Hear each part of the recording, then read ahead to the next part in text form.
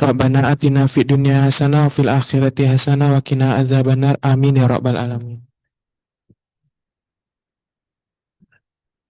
Ya, baik, terima kasih. Aditya, Eri, Atia, Hadir, Dok.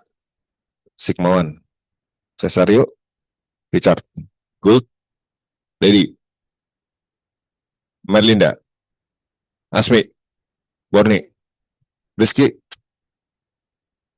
Ami. Belum absen kamu, Mi?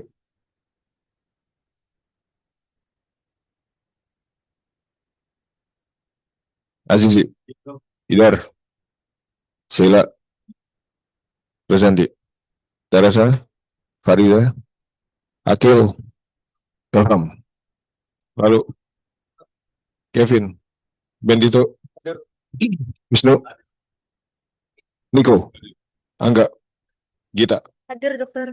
Bella, Rizkia, Afif, Bobby, Akbar, Alfian, Gerardo, Diva, Melissa, Rabani, Victor, Geraldi, Benny, Rafif, Gary, Tommy, Fikri, Juni, Raka, Sasya, Michael, Lexi, Yovita, Via. Oke. Sebelum mulai, saya sebenarnya kemarin tuh agak sedikit kecewa. Rezanti mana? Ya. Coba kamu ceritakan apa yang terjadi sama pasien itu dan apa yang kau lakukan. Saya ingin tahu pola berpikir kamu seperti apa sebelum kita mulai nih. Ya, Dok. Jadi saat sekitar pukul 5 saya Jadi saya nggak mau kalian melakukan hal yang sama. Kita belajar dari kesalahan. Ayo. Siap dok. Jadi sangat penting sekitar jam 5 saya dihubungi tes psikiatri. Pasien itu Assalamualaikum warahmatullahi wabarakatuh. Selamat pagi.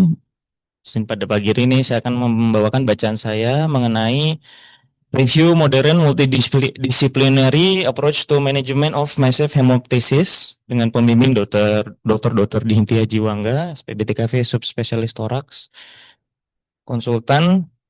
Untuk massive hemoptysis ini sendiri sebenarnya tidak ada definisi yang kesepakatan umum di semua untuk di para ahli, tapi biasanya meliputi 100 sampai 1000 ml dalam 24 jam. Nah, dalam jurnal ini dia mengabarkan definisi yang terbaik itu digambarkan dengan bronkial, batuk yang menyebabkan hipoksemia, intubasi, shock atau kematian. Kemudian etiologinya bisa keganasan infeksi, bisa dari kardiak atau bisa dari vaskulitis, hematologik, racun atau obat-obatan, bisa trauma atau lainnya. Kemudian untuk anatomi vaskular dari paru, jadi sebenarnya paru itu harus 90% dari kial, yang mana itu adalah tekanan tinggi karena dia langsung directly dari aorta, cabang dari aorta. Kemudian 5% dari pulmonary artery dan 5% bronchial systemic artery. Nah, kemudian untuk diagnosis dan dari hemoptysis ini meliputi yang pertama adalah atau dan stabilisasi. Jadi kita harus tahu dulu dari tadi yang definisinya, oh ini hemoptysis. Nah, kemudian kita stabilisasi pada umumnya tidak sama dengan pada umumnya, yaitu pemasangan dua alveoli ukuran besar, kemudian resistasi cairan. Dan kemudian juga berikutnya harus didiagnosis dan lokalisasi dari sumber perdarahannya. Kemudian kita juga harus menghentikan perdarahannya. Nah, di sini nanti akan dibahas lebih lanjut mengenai modalitas untuk menghentikan perdarahan. Nah, ini untuk jadi ada beberapa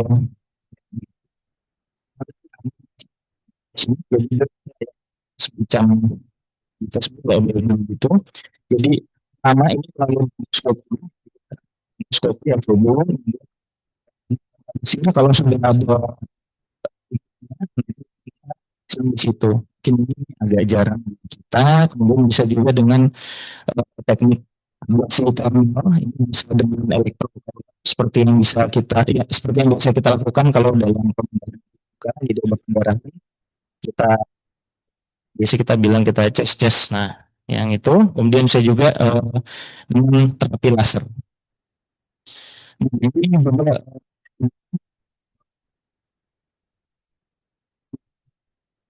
ya ini satu lewat endoskopi, nanti dia sumber darahnya itu dipasangkan balon. Jadi dari mechanical, jadi dia kayak isinya gede tapi dengan dia pakai balon sampai nanti perdarahannya berhenti. Kemudian juga silikon spigots ini seperti ya, kalau di kita kayak yang biasa di stan ya. Tapi sama dengan silikon sampai dengan kemudian itu barang gel valve ini juga bisa digunakan untuk memberikan perdarahan. Ini ya, di sini contohnya Xavier Downspiration. Jadi di sini tuh dia kayak one valve. Ketika kita menemukan sumber darah ini, kita cari lewat bronkoskopi ketemu. Nah kemudian ini kita pasangkan endobronkial ini, kita pasang. Nah kemudian nanti dia tuh sistemnya kayak one way valve, jadi udara bisa keluar tapi nggak bisa masuk. Nah ini fungsinya sama kurang lebih untuk memobilisir dari sumber perdarahannya. Harapannya apa? Jadi darah itu tidak akan keluar dan di situ saja. Jadi nanti dia akan berhenti sendiri. Kemudian ada juga sealing endobronkial. Nah, ini dengan seperti semacam yang biasanya digunakan cyanoacrylate atau basis cyanoacrylate. Kemudian yang berikutnya ini juga kalau ini kan rata-rata dikerjakan oleh ya. Kalau ini vaskular kita juga bisa ngerjakan, tapi kalau dalam negeri kebanyakan kita lihat oleh radiologi indikasi itu bronchial artery embolization.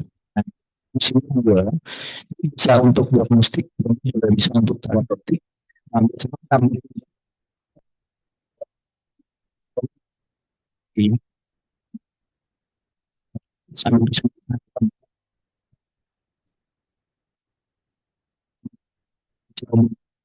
dilatih store jadi jadi apa seperti unplatzer dia dari units jika perlu dosis ini dia bisa silakan di short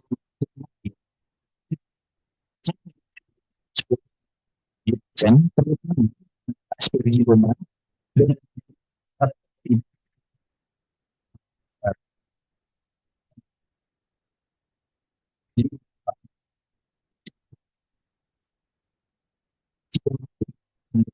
ciri pasien yang terutama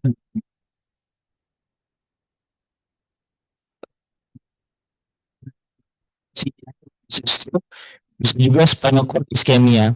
Nah ini saya ada contohnya kasus. Jadi ini kita lihat ini dari radiografi ya. Di sini kita lihat ada seperti gambaran bentuk anyaman. Ini kan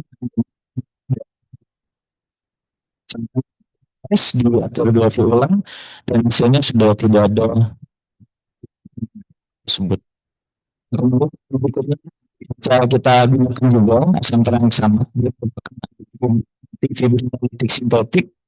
Dia biasanya digunakan secara topikal atau inhalasi. Biasanya dia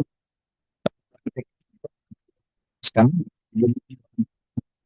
selama Februari 2007 topikal atau inhalasi 500 mg itu bisa untuk eksklusif simbitologi.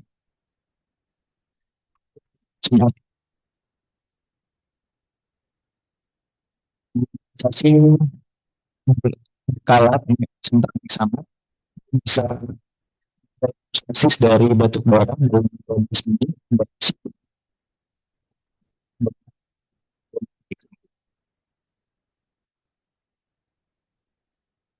imunisasi ini sangat signifikan batuk bara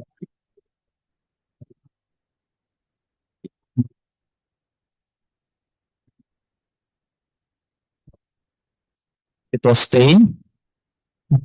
Tidak berinvasif tanpa adanya efek samping. Kemudian terakhir ini kita lakukan ya, pembuatan ini bisa kalau bisa kita temukan sumber perdarahannya, penurunan tempat section segmen atau dengan misalnya ini bisa jadi sebuah pilihan pada pasien dengan krisis masif. Nah, itu merupakan sangat utama pada pasien-pasien dengan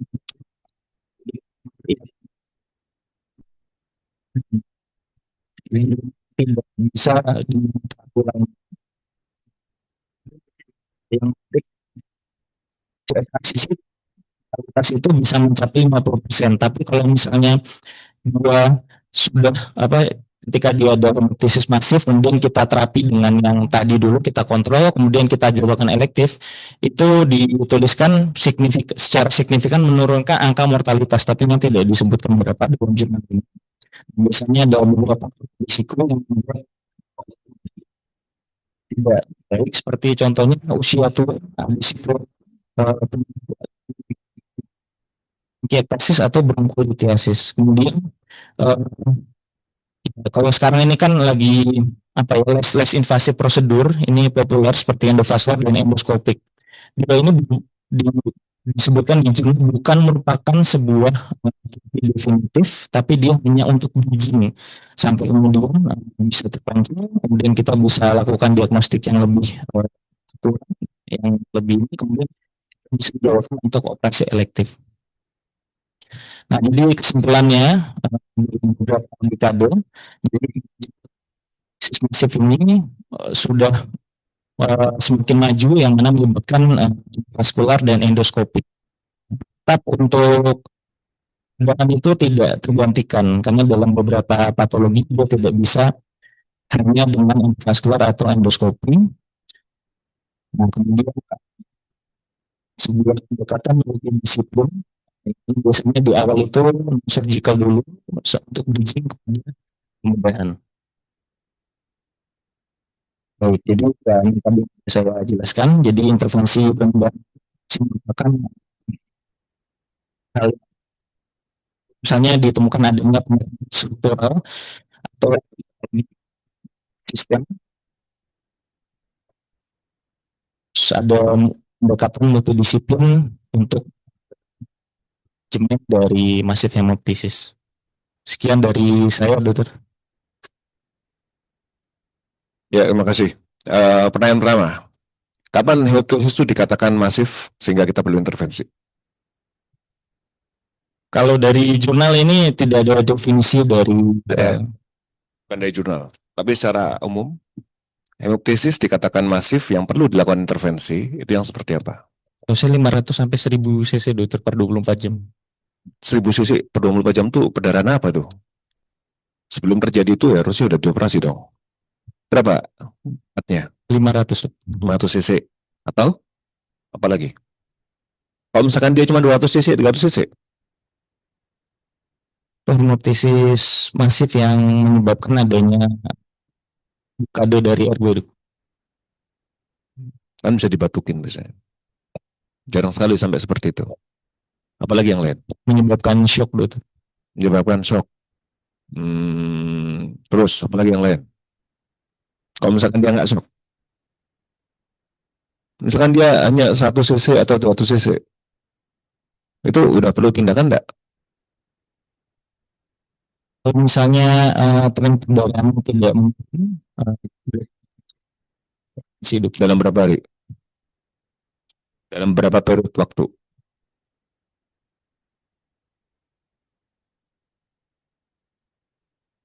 Sofia Maujuan, Alis itu ya. Kapan dikatakan hemoptisis masif yang kita perlu intervensi?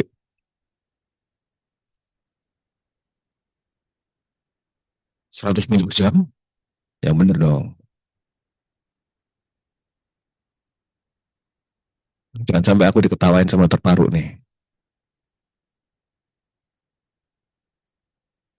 Eri kawan.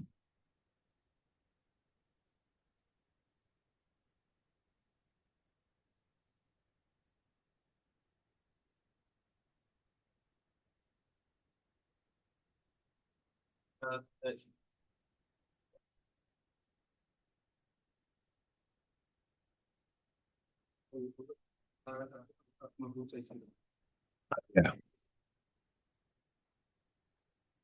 Taunya yang itu Dok, yang lebih dari 500 itu Dok.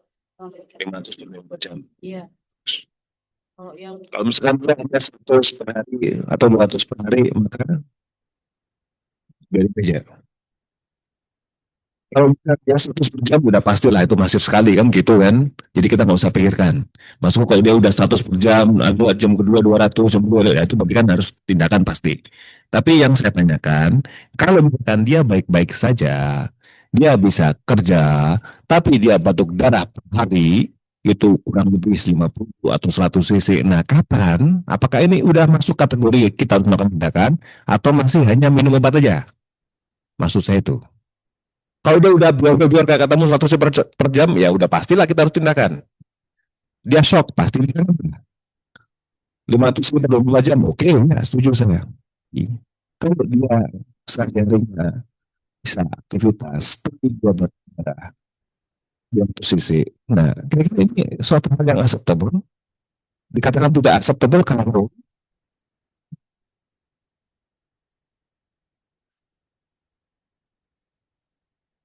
kadang-kadang orang dengan anemia masih bisa kerja.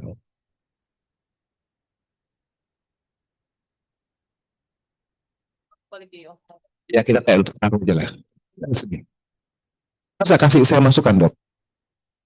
Ya, saya dan saya juga termasuk dapat pencerahan. Silakan. Kapan kategori itu perlu tindakan? Bukan langsung masih hemoptysis itu perlu tindakan.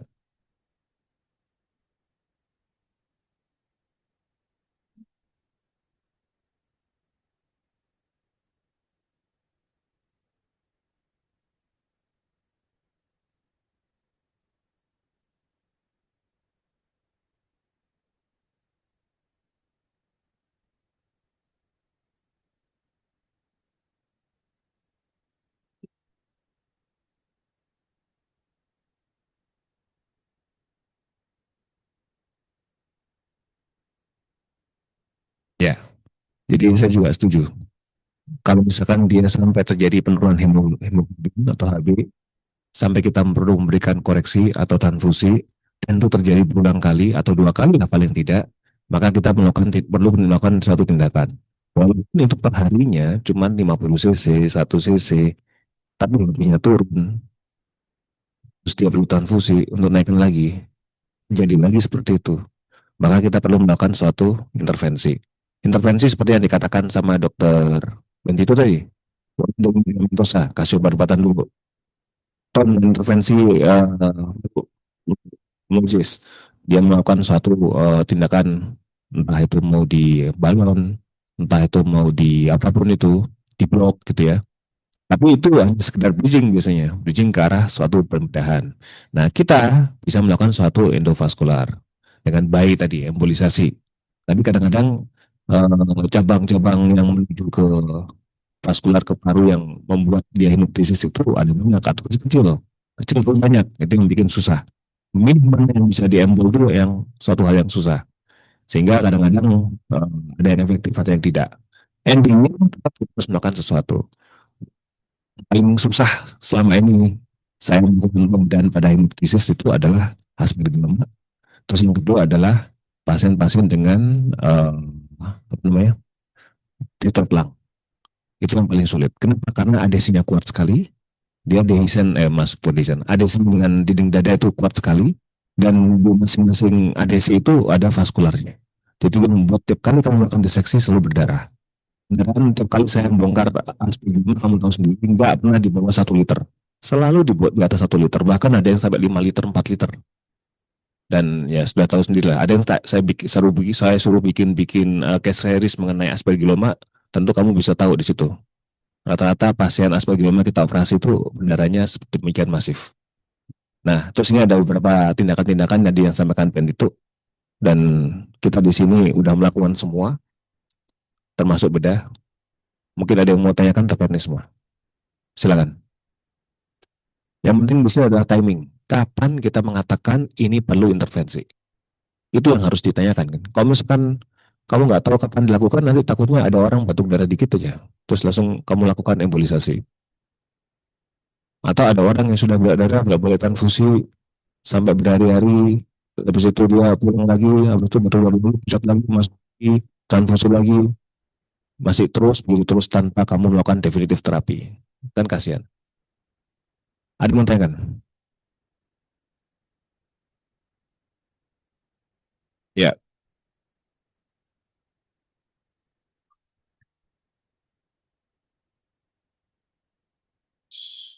Ini kira-kira ada yang ini kayak tergantung dari teknologinya.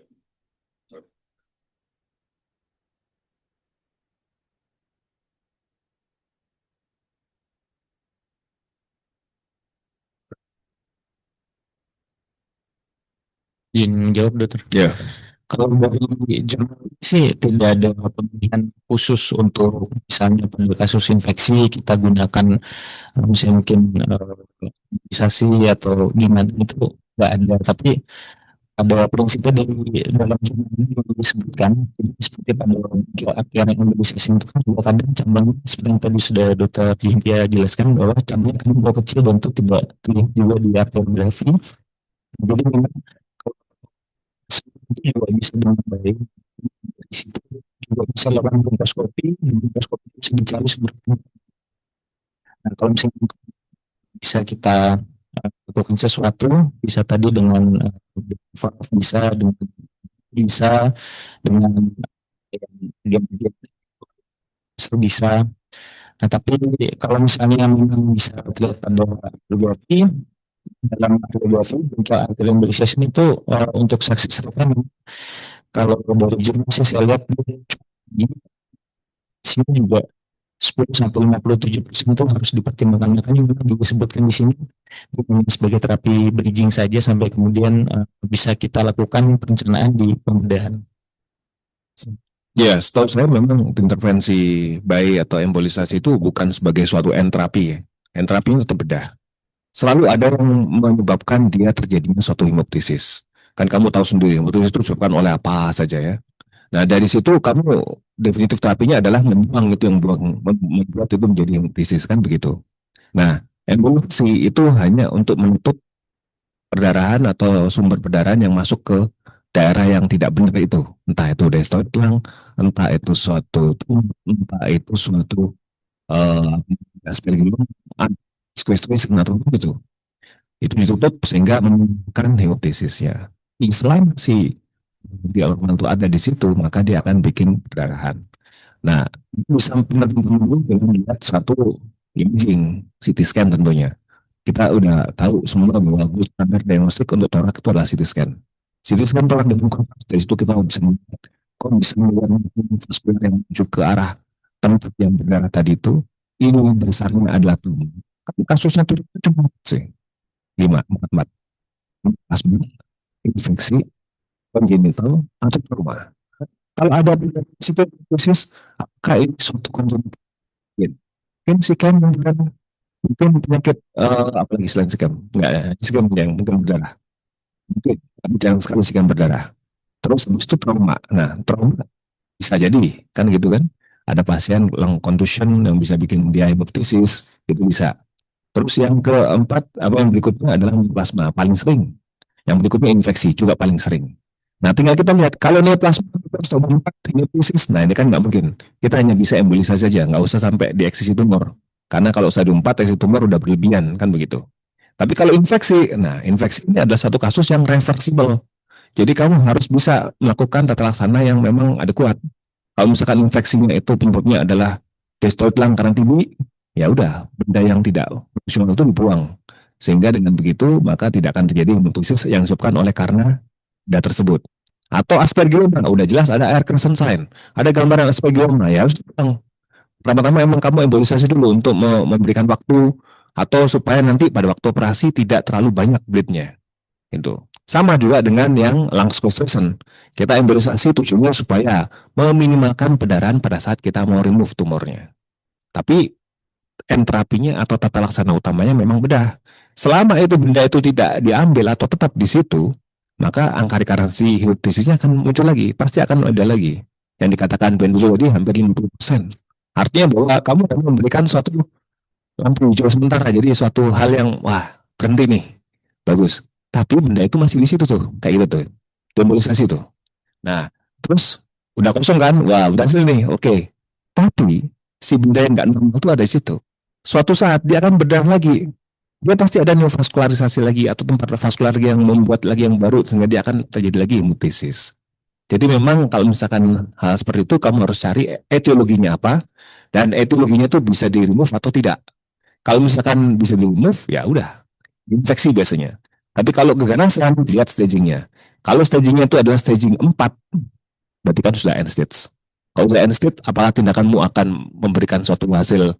Kalau kita bicara neoplasma atau malignancy kan cuma dua target kita, objektif. Nomor satu adalah overall survival, yang nomor dua adalah disease free survival atau disease free interval. Jadi apakah terapi benda yang kamu lakukan itu akan membuat dia hidupnya panjang atau dia bisa membuat rekarensinya, tumornya tidak akan muncul dalam waktu yang lama. Kan targetnya seperti itu. Kalau misalkan kamu tindakan pembedahan dia memiliki overall survival yang tidak baik, terus buat apa? Kan pasien dioperasi itu juga sakit, dia perlu rehabilitasi, recovery. Daripada begitu, kalau misalkan kamu tahu survivalnya nggak baik, maka pembedahan bukan suatu terapi of choice yang kamu pilih, gitu ya. Yang lain, ya terus hemotesis gimana dok? Ya sudah kita optimalkan dengan embolisasi atau menggunakan cara yang lain seperti yang disebutkan oleh Ben Gutur tadi. Tapi kalau misalkan lung cancer nggak bisa dilakukan ablasi, apalagi tadi AVC. Nggak mungkin, karena itu daerah-daerahnya dalam sekali. Nggak mungkin menjangkau sampai ke situ. Kita pernah dilakukan darah itu kan dari lobe superior. Dan pada waktu itu lobektomi terlalu risiko. Jadi pasiennya kondisi nggak bagus. Saya ingat waktu saya lupa 2012 atau 2013. Pokoknya saya baru lulus. Lobektomi nggak mungkin dilakukan karena kondisinya pasien nggak begitu baik, shock. Terus itu kita melakukan suatu bronchial block. Saya lupa bloknya pakai apa yang dimasukkan ke dalam. Jadi di lobe superior yang kita duga sebagai suatu induksi hemoptisis, kita masukkan ditutup di situ. Jadi kayak disumpal begitu. Jadi memberikan kesempatan sampai dia nanti nggak berdarah lagi, nggak shock lagi, nggak transfusi lagi, kondisi yang membaik, baru setelah itu pembedahan. Tapi sayangnya pada waktu itu pasiennya nggak selamat. Ya, ada lagi pertanyaan lain? Ya, silakan dok.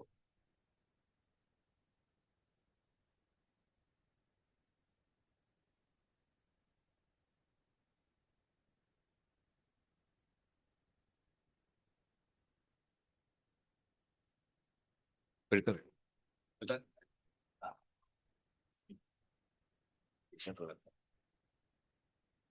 Ya, silakan.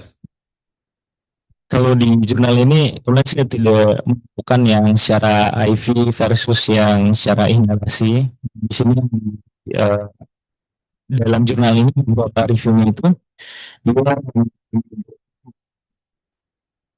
sini versus placebo dengan CL biasa di inhalasi.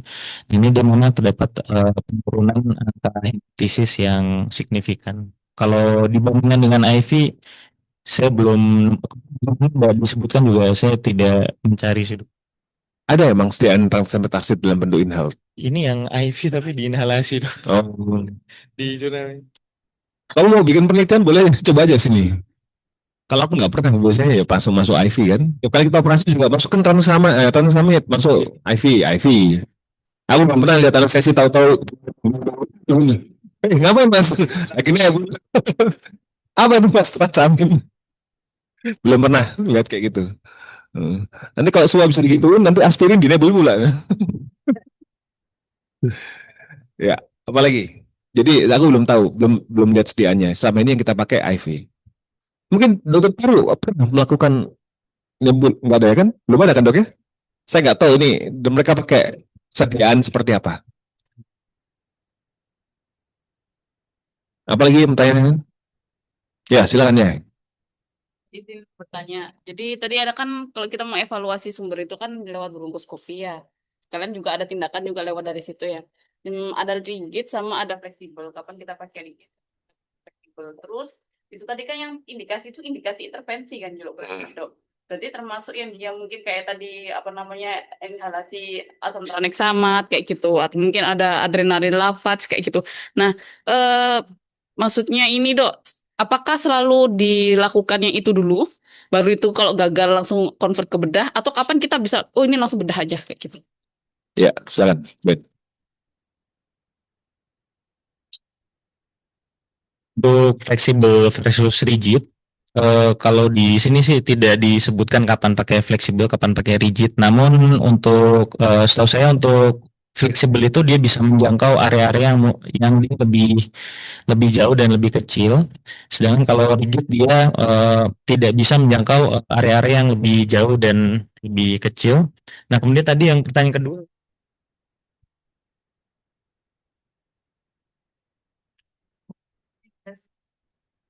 Ini intervensi. Nah, kapan kita bisa langsung pembedahan atau ini harus ikut yang ini dulu baru kalau bisa gagal convert. ya, kalau yang dari jurnalnya ini belum ada konsensus dok kapan kita harus langsung lakukan untuk pembedahan atau kapan kita intervensi yang secara endobronkial atau tadi secara endovaskular. Di jurnal ini cuma disebutkan kalau misalnya kita lakukan pembedahan secara sito itu mortalitasnya tinggi. Kemudian udah sih Dok. Ya, jadi aku jawabnya yang dan kedua aja karena yang menggunakan rigid atau fall itu aku rasa kebijakannya Dokter Paru ya. Karena kita juga nggak ngelakuin itu. Eh, kalau kapan kita bedah selama ini itu selalu mereka sudah mencoba dulu ya. Mereka sudah mencoba dulu dengan intervensi yang mereka lakukan, entah mau melakukan apapun itu, gagal, pasien tetap hemoptisis, baru konsul kita. Jadi saya terus terang emang betul nggak ada suatu konsensus yang mengatakan bahwa itu benar masif, ini saat 500 cc langsung udah operasi, enggak. Mereka biasanya melakukan suatu terapi dulu, kasih obat dulu, atau di bayi dulu tanpa sepengetahuan kita gitu ya. Nanti begitu gagal, terus habis itu manggil kita. Selalu begitu kan, kadang-kadang selalu begitu. Nah, jadi ya belum ada konsensus yang mengatakan bahwa ini kalau gini udah beda aja enggak. Dan memang betul bahwa kamu tidak boleh gegabah. Begitu kamu dikonsulin pasien nutrisi masif, jangan langsung buru-buru sekarang nih, enggak. Enggak ada. Ya walaupun harus segera, tapi sifatnya bukan situ. Harus kamu operasi dalam kondisi yang berdarah seperti itu. Perdarahan itu bisa berhenti sementara. Ya dengan cara tadi itu dilakukan blok dulu atau dilakukan bayi dulu, dikasih obat-obatan dulu, diperbaiki dulu HB-nya. Jadi ada optimalisasi dari pasien. Baru setelah itu kamu lihat dia optimal, HB-nya udah naik, perdarahannya sudah nggak terlalu banyak, baru kamu masuk. Gitu. Karena kamu bayangkan, begitu dia masih hemorrhage, belum terkontrol, terus kamu nggak koreksi apa-apa, kamu niatnya situ menghentikan perdarahan, kamu belum tahu kan di dalam toraks begitu kamu buka nanti ada isinya seberapa luas. Biasanya orang hemoptisis tuh adesinya pasti ada ya, nggak mungkin dia mulus parunya bagus atau hemoptisis enggak, pasti ada adesinya. Nah, membebaskan adesinya dengan perdarahan seperti itu luar biasa. Udah perdarahan dari habis itu kamu bikin perdarahan di toraks, itu yang disebutkan tadi bahwa bisa mengalami suatu perburukan karena seperti itu. Karena suatu masif hemorrhage yang kita nggak bisa kontrol. Oleh karena itu kamu harus perbaiki dulu kondisinya, distabilisasi dulu, masukkan darah dulu. Sebanyak-banyak hemoptisis tuh ya, kamu masih bisa koreksi dengan menaikkan HB lewat PRC-nya, naikkan dulu atau segala macam. Nanti begitu dia optimal, terus kamu lakukan intervensi embolisasi, kamu tutup beberapa feeding arteri yang mungkin itu bisa membantu kamu untuk pembedahan, yang dikatakan bleaching tadi itu, baru berikutnya kamu melakukan lobektomi. Gitu. Ini kan bukan kayak kita lobektomi pada umumnya kan kita kelihatan ini arteri pulmonal, kena pulmonal gitu kan. Kan sebenarnya arteri bronkial kan Mbak. Tapi itu didasari dengan paru yang tidak baik, destroyed lung, aspergilloma kan gitu. Jadi walaupun kamu bilang itu dari arteri bronkialis, iya betul, tapi kan pankreas parunya yang bikin dia berdarah tuh. Ada kavitas, ada apa namanya aspergilloma, ada lung sequestration yang dia terkoneksi dengan tracheobronchial yang bikin dia hemoptisis kan begitu. Kan tetap kamu harus buang tuh. Ingat dulu ada pasien perempuan, nggak ada ya? Mungkin kalian belum lahir waktu itu ya. Jadi ada pasien perempuan destroyed lung, hemoptisis berkali-kali tapi nggak banyak. Sampai dia tuh dalam sebulan tuh transfusi 2 kali atau 3 kali. Tiap bulan, sampai berapa bulan gitu. Terus akhirnya dikonsulkan di Tubo, Terus tubuh kita lihat memang sebelah kiri lobu superiornya itu dia udah destroyed lung, udah mengecil gitu sampai parunya tuh nempet semua ke arah kiri. Maaf, jantungnya nempet semua ke arah kiri. Terus pada waktu itu karena dia masif, bukan masif ya, hemoptysis yang recurrent, akhirnya diputuskan untuk kita melakukan suatu lobektomi. Dan lobektomi itu nggak perlu sampai embolisasi karena pada waktu itu belum ada embolisasi. Kalian belum lahir, generasi kalian belum ada embolisasi waktu itu. Terus akhirnya kita lobektomi. Lobektominya juga sulit karena adesi, walaupun dia kecil ya, kamu lihat, oh ini kecil nih, harusnya ngambilnya lebih sulit, lebih mudah kan parunya kan.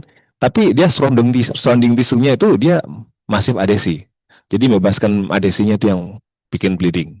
Dan selalu operasi seperti itu nggak mungkin beneran di bawah 1 liter. Biasanya di atas 1 liter semua.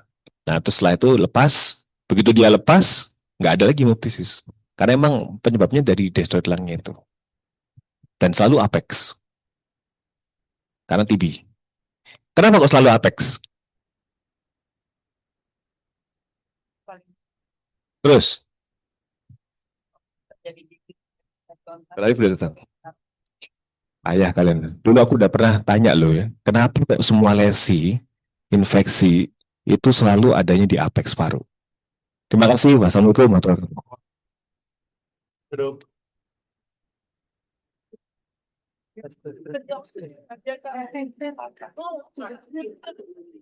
Iya, aku dia yang nanti setahun. Miftah.